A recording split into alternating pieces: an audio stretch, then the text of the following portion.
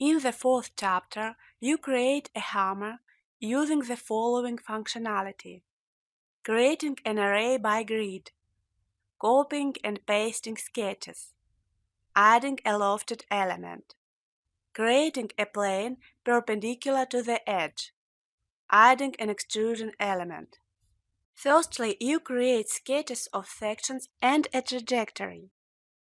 You use 5 sections to create the central element. You need 5 planes to place these sections. You can use the ZY plane as the first plane and create the 4 auxiliary planes.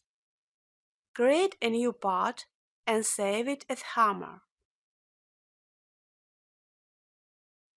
Set the y-axonometry scheme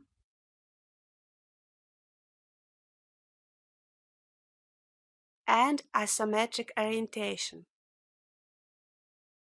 Create a plane at a distance of 10 from the ZY plane using the offset plane command. This new plane is a copy object for an array. Click the Array by Grid button on the Array Copying toolbar. Select Offset Plane 1 in the tree. Set the array parameters for the only axis. Slope 180. Instances by direction 4. Click Create Object. The offset planes appear in the tree. All sections of the hammer body are rounded rectangles of different sizes. So you can create one contour and use copying to get the rest sketches. Create a sketch on the ZY plane. Make sure that the parametric mode is on. Create a rectangle. Click Fillet on the Geometry toolbar. Set the radius to 4. Make sure that the conditional intersection option is on. Click the adjacent sides of the rectangle to round the angle between them. Click the Equality button on the Constraints toolbar. Point any arc and click Remember Status, so you don't point the same arc several times. Point the other 3 arcs.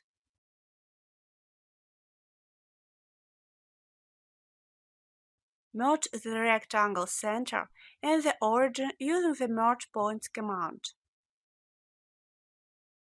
Dimension the rectangle.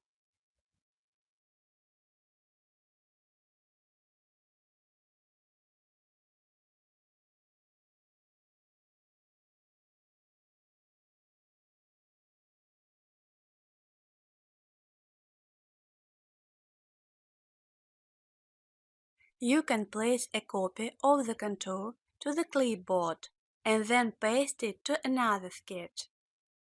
The KOMPAS-3D clipboard is a system file where you can place objects from one Compass document and then paste them to the definite point of other Compass document. Select All using a marquee or the Select All command. You can use the Ctrl and A keyboard shortcut also. Click the Copy command on the Edit menu or use the Ctrl and C keyboard shortcut. Select the base point of copying, the sketch origin. Notice that the pointer shape changes. Exit the sketch mode. Create a sketch on the Offset Plane 1. Click the Paste command on the Edit menu or use the Ctrl and V keyboard shortcut. Place the base point of the pasted object at some distance from the sketch origin. The sketch copy is on the Offset Plane 1 now. Merge the rectangle center and the origin using the Merge Points command. Edit the vertical dimension. Set it to 15. Exit the sketch mode. The second section appears in the graphics area. Create the remaining sections the same way. Use the instance 2.1 for the third sketch.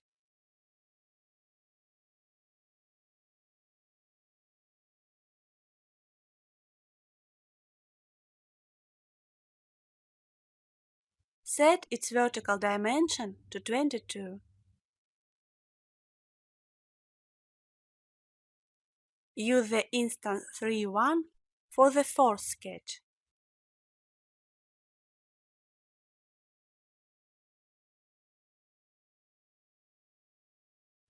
Set its vertical dimension to 15. Use the instance 4.1 for the fifth sketch.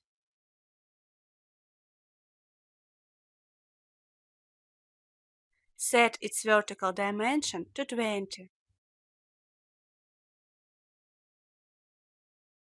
Now you can create a lofted element. Click the Lofted Element button in the Extrusion Element group. Select the sketches one by one in the tree, from the first to the fifth. You should select sections in the order in which they are in the element. Create an object.